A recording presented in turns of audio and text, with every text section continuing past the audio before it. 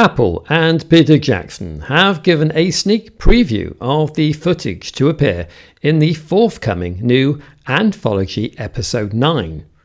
Excerpts used in both the Now and Then video and mini documentary both show the Beatles at work in 1994 and 1995. The biggest interest in Episode 9 will be seeing the dynamic between Paul and George, the only two Beatles never to have worked together in the same studio at the same time up to this point.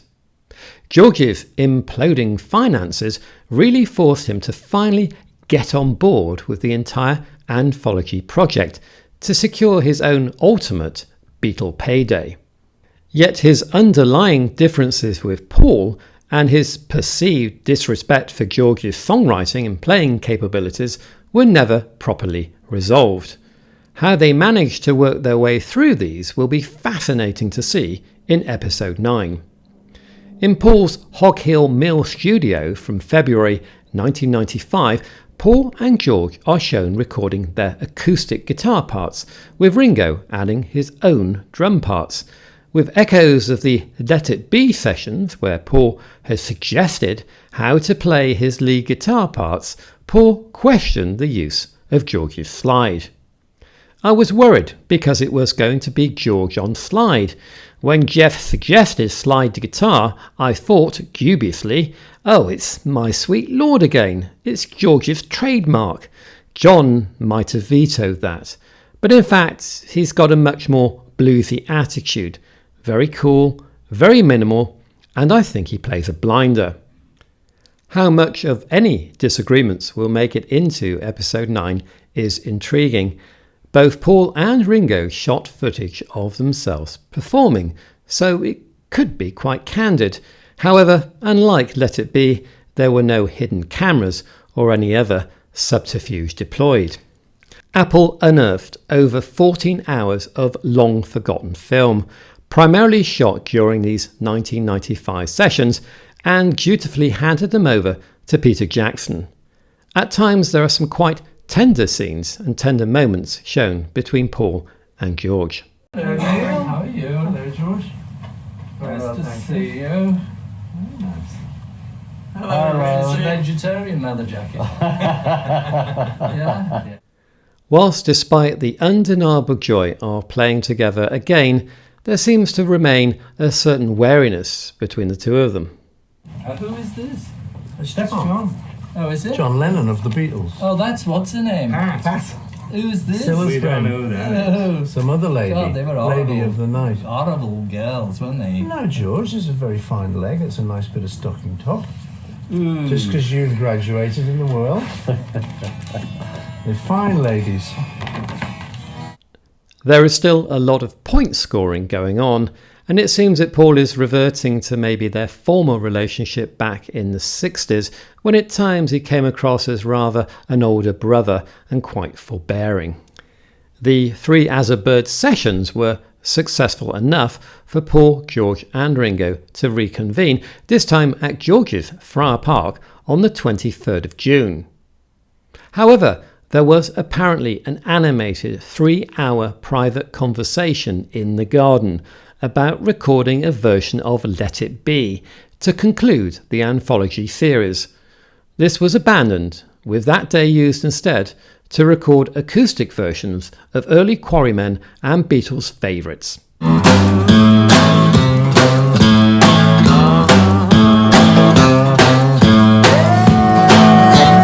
Only a very short section appeared on the anthology bonus DVD. So Episode 9 may include all or some of the remaining acoustic jams, which included Love Me Do, I Saw Her Standing There, and Roll Over Beethoven. There was an 8-month gap before the Beatles next recorded on the 6th and 7th of February 1995, this time back at Paul's Hog Hill Mill to work on Real Love. This was very much more straightforward than Free as a Bird, as it was a largely finished song with few technical issues, so the Beatles' contributions were largely as sidemen. When they turned to Now and Then, frustration quickly grew with the source tape. But there were three that we liked. Free as a Bird, Real Love. And so those were the two that we did. And there was another one that we started working on, but George went off it. Fucking hell. Fucking rubbish, this is. It was like, no, George, this is John. It's still fucking rubbish, you know. Oh, okay, then. So that one's still lingering around somewhere. I'm going to nick in with Jeff and do it, finish it one of these days. Okay, see you next week. Next year. And that would be the last time that all three of them would ever record together again. There would be one final filmed meeting for the anthology project at Abbey Road in March. On the 31st of March, Paul, George and Ringo rocked up at Studio 2 to review material for anthology together with George Martin. The three went for a nostalgic walk on their first day back at Abbey Road, popping into Studio 3, catching a rather surprised Michael Nyman, composer of the piano soundtrack, who was recording that day. They then dropped by the canteen, helping themselves to salad and ordering a round of chips.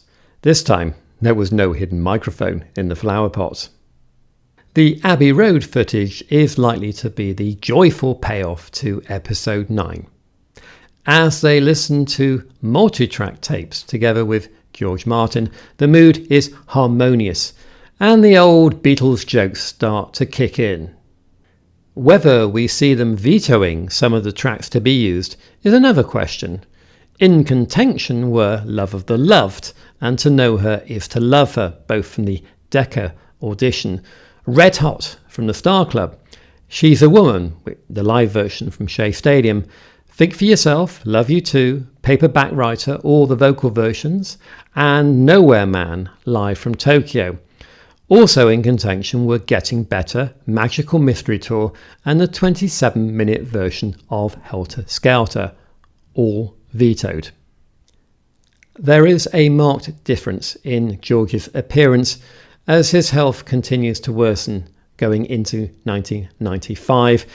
Episode 9 for sure is going to be a real tearjerker as we witness the final collaboration between Paul, George and Ringo.